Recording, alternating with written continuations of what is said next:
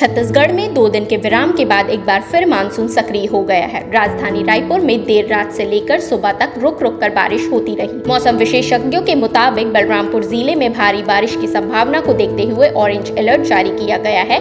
वहीं रायपुर, दुर्ग, राजनांदगांव, धमतरी, बालोद, कोरिया, सरगुजा, सूरजपुर, जशपुर, मुंगेली और रायगढ़ सहित 12 जिलों में येलो अलर्ट जारी है, जहां तेज बारिश के साथ बिजली गिरने की संभावना जताई गई है। आपको बता दें, पिछले 24 घंटों में सबसे अधिक तापमान 34 डिग्री सेल्सियस के साथ दुर्ग में रहा और सबसे कम 21 डिग्री सेल्सियस राजनांदगांव में दर्ज किया गया।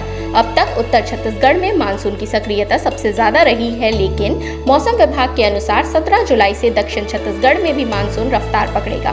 वहीं जुलाई के पहले 15 दिनों में छत्तीसगढ़ में 388 मिलीमीटर औसत वर्षा दर्ज की गई है, जो सामान्य से 5% ज्यादा है। अब तक बलरामपुर जिले में सबसे अधिक 599 मिलीमीटर बारिश हो चुकी है। सिर्फ कोंडागांव, बेमेतरा और सुकमा को छोड़कर सभी जिलों में सामान्य से ज्यादा बारिश हुई है।